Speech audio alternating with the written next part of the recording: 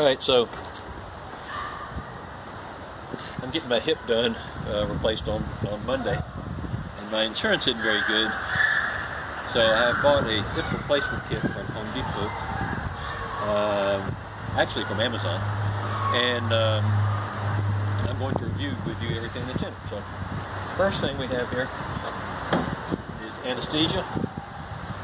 I'm not supposed to eat anything after midnight, so I figure if I stop eating and drinking at 6, when I get up the next morning I can drink about a third of this, and that should knock me out. And then they're making an adapter, it's in here somewhere, and you plug it into here and you jam it into there, and then you put that in a little slow drip, and that should get me through the surgery. That's about an hour and a half, I think. Once I'm out, take your razor knife and make a slit right there, about 6 inches or so. Just make sure it's a clean blade, or you'll have to get a tetanus shot. After that, you should be ready. So, yeah, I got to make a cut to get that ball out of the socket. And basically, you just sort of, this is a thick metal blade, but I cut some rebar with it the other day. It should pretty much go through bone. I don't think that'll be too bad. Always make sure you get fully charged batteries and have a spare one, because it would be pretty ugly if you got halfway in there and you had to go find another battery. After you've made the cut, you're going to have to get the big ball out of the socket. So this pair of channel locks should be able to get up there and yank that thing out. Now, if by chance you've got thin blood and you might be a bleeder, you might want to have some kitty litter around to catch it from rolling all over the kitchen floor, because that's where I'm doing it, in the kitchen. Once you get that out, you need to get ready to put the new hip in, and just so you know, where is that thing? Where is that? I know I brought it up here. Hold on. Oh, there it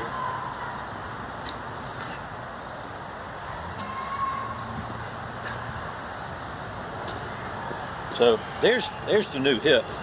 I bought mine over at Advance Auto, and that's a pretty good size. That's like 2 1/4,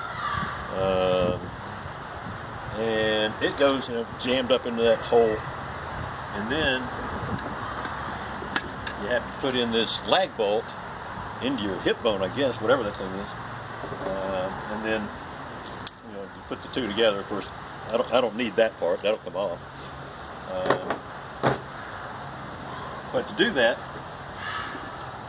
you got to drill a pilot hole first. So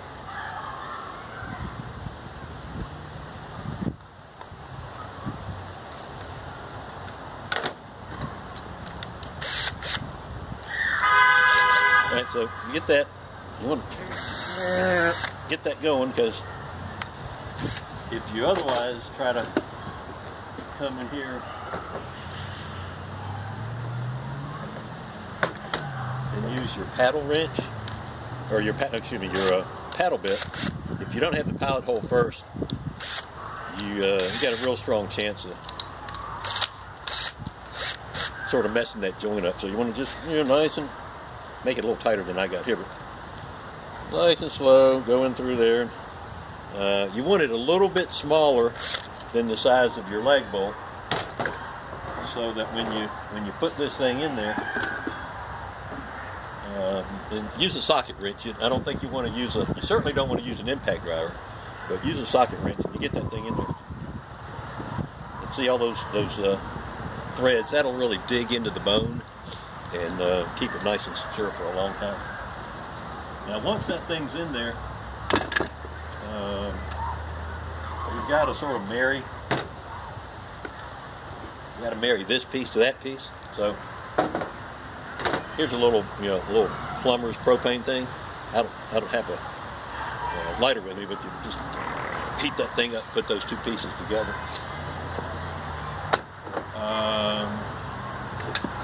At which point you're pretty much done. So you fold your skin back and then go staple yourself up a couple times, and then make sure you put a bandage on it, and then take a couple pieces of duct tape. Come on. And you just sort of whack it across like that to keep it in place. I think you get the drift. Now you may have to shave a little of that area in case there's some hair, so that when you rip it off, it doesn't really hurt. And this kit's good for both men and women, so it doesn't matter. And ladies, if by chance you've got to shave anything right there, please don't send me an Instagram. And that's pretty much it. So